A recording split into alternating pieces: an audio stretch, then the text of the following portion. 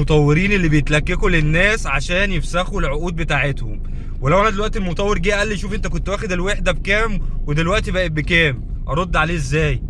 دلوقتي حضرتك كشركه تطوير عقاري محترمه، انا ما جيتش وانا بشتري كعميل قلت لك انت تكلفه الارض عليك بكام او اشتريت الارض بكام وتكلفه المباني بالالكتروميكانيكال بالكلام ده كله كام وحضرتك هتكسب كام 100 مليون ولا كام مليار. ده ما حصلش. فما ينفعش حضرتك تيجي تبص العميل في كام 100,000 او كام مليون جنيه هو كسبهم. ليه؟ لان هو لو كان حط الفلوس دي في اي شركه تاني كانت الاسعار هتزيد، لو كان حط الفلوس في دهب كانت الاسعار هتزيد، لو كان حط فلوسه في عربيه اي حاجه في الدنيا كانت الاسعار هتزيد. فحضرتك ما ينفعش تقول له الكلمه دي خالص. ده مش طبيعي ومش منطقي.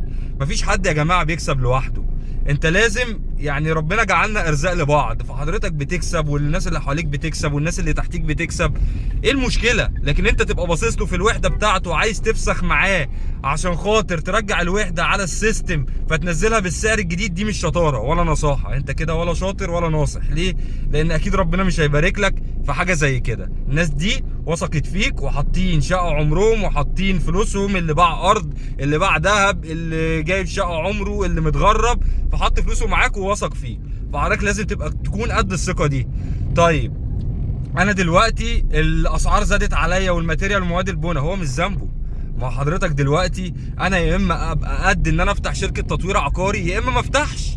في مطورين جم راحوا خدوا الفلوس والمقدمات وفلوس الناس، واللي راح بقى اشترى عربيات واللي راح اشترى شقق وينزل استوريات بالعربيه ومش عارف ايه، ولا راح بنى ولا راح اتعاقد على مواد بناء ولا اي حاجه، ويجي يقول لك دي الظروف والحاجه زادت عليا. طب ما انت اللي اتصرفت غلط. ما هو انت اللي اتصرفت غلط. ما هو انا يا اما ابقى قد الحاجه فادخل فيها يا اما ما ادخلش، لان انا في ناس رقبتها متعلقه بيا. يعني انا الناس دي كلها المفروض ان هم واثقين فيا، فانا لازم اكون قد الثقه دي. الاسعار زادت عليك دي مشكلتك. ليه؟ لان انت لازم تبقى حاسب الكلام ده كله. مش عارف تحسبها، ابني مشروعك الاول بعد كده ابدا ان انت بيعه. لكن ان انت تورط الناس وتيجي تقول لهم انا الوحده بتاعتكم كانت بكام وبقت بكام عشان تاخد منهم اي فلوس تحت اي بند بقى غرامات ولا اي حاجه، لا ده مش صح. وده يعني مش ما يرضيش ربنا ابدا. فلازم يا جماعه الناس اللي وثقت فينا والناس اللي جت اشترت معايا والارض لسه رمله ما فتحطش فيها حاجه، لازم اكون قد الثقه دي ولازم اراعي ربنا فيهم.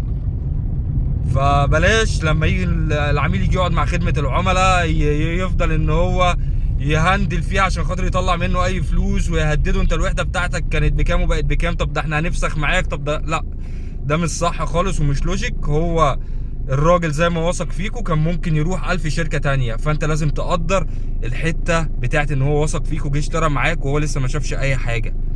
البروف مشاكلك محلولة.